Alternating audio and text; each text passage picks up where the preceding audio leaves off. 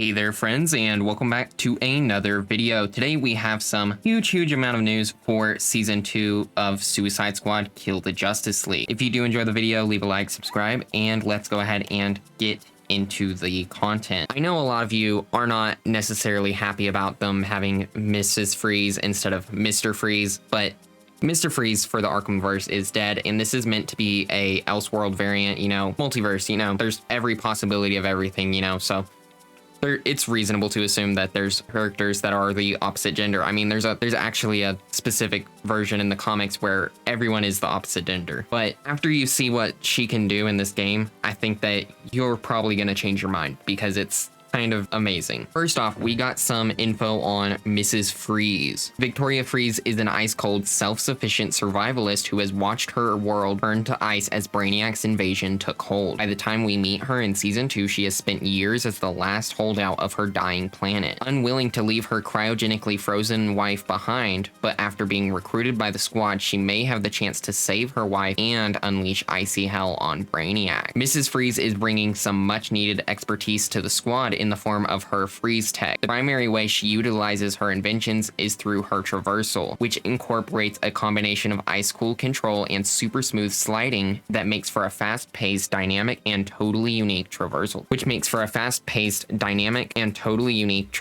kit. Mrs. Freeze's primary traversal ability is Ice Path. Whether used in the air or on the ground, this ability gives her complete freedom of movement. She can quickly slide around behind enemy shields to flank, dash straight into the fray, or even launch herself directly skywards, which is perfect for getting the drop on her targets. When her ice path has run dry, her secondary traversal ability, Loop-de-Loop, will get her moving. By jumping out of the loop at different times, Freeze can zoom in different directions, straight up for the aerial recon of the battlefield, straight forward to dash into the fight, and straight down for a slam into the ground. Aerial Precision is her final ability, creating a mid-air ice platform for her to fire down on Brainiac's forces. All of these abilities work together for a fluid, exciting style of traversal that's easy to pick up but hard to master. We do have a clip for all of this. It looks really good. Now, her weapons include heavy weapons, assault rifles, and pistols. She also has a frozen axe, which can deliver powerful, meaty swings and is further enabled by her tanky style of gameplay, focusing on shield harvesting. Like other members of the squad, Mrs. Freeze comes with 3 different playstyle types that her talents fit into, offering unique approaches for her traversal and combat. A cooler playstyle enables her cryo tech,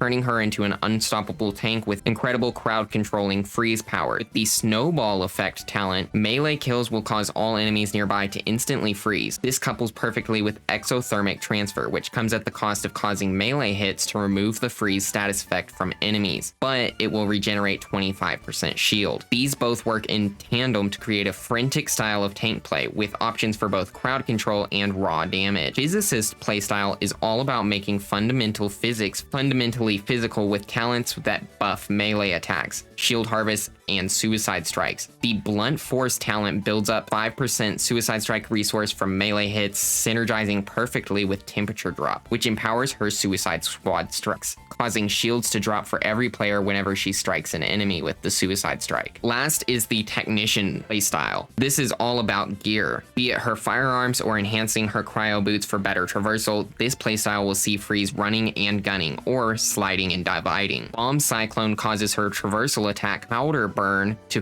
freeze enemies 50% of the time, while Defensive Potential instantly reloads her current firearm whenever she lands a shield harvest. The potential for combos and synergies within her talents is enormous, so get out there and do some science. Now, to recruit Mrs. Freeze in this update, you will need to reach episode rank 25, which I know a lot of you aren't gonna love, but it is lower than the original rank you had to be to get Joker. Now, Elseworld missions will unlock in a specified order this season, meaning once they have been completed and you have reached episode 25, you can fight against a new Brainiac and recruit her immediately. One of the additions in season 2 is the new Frozen Elseworld. This world you'll discover is the result of a final act of sabotage by Mrs. Freeze. Once she realizes the fight against Brainiac on her homeworld was unwinnable, she hatched a plan to destroy the terraformers, which sent the planet into an ice age. These Arctic conditions have frozen Metropolis solid, leading to a radically different landscape, both in terms of appearance and physical layout. The new ice age has wrought such mayhem on the planet that pools of lava have burst through the ground, adding additional hazards to the environment. The ruins of this battle between Mrs. Freeze and Brainiac can be seen littered through this world, with machines of war strewn about the city and several landmarks transformed by the aftermath of the conflict. Explore this Elseworld to find a transformed Zeppo Tower and its once great Zeppelins, now stranded in the snow, and at the center of it all, the giant terraformer, causing lava to spew forth from where it is burrowed into the earth. As the Suicide Squad break into this inhospitable world, they will be faced with a host of new challenges and dangers. The frozen climate causes ice storms to crash down to the ground as the squad completes their missions, exploding in a flurry of frozen spikes and causing anyone inside to be frozen solid. Mastery of your traversal will be a lifesaver in Season 2, as dodging these ice storms and pools of lava is the only way you'll have a hope of surviving. We also have some new mutators this season, such as Heavy is the Head, which boosts the damage of your next grenade by 100% for every burning enemy you hit with a melee strike, up to a max of 1000. Couple this with any of the high radius grenades and you'll be blowing whole swatches of bad guys to smithereens. Another mutator is Brain Freeze. Killing a frozen enemy grants you 10 combo instantly, allowing for a fast-paced and reckless style of play. Along with a new character to master and her Elseworld battleground to dominate, Season 2 also adds a new set of gear items to track down and add to your arsenal. These weapons are themed around ice and fire. Killer Frost Infamy set relies on setting your enemies on fire before unleashing the devastation of weaponized thermal shock that will see them shatter before your eyes. Across the tiers, you'll build up Killer Frost's signature heat absorption buff to empower your other abilities, or getting up close and personal with brutal suicide strikes that have some serious one-shot potential. Next, we have some notorious items for this episode. First is Firefly's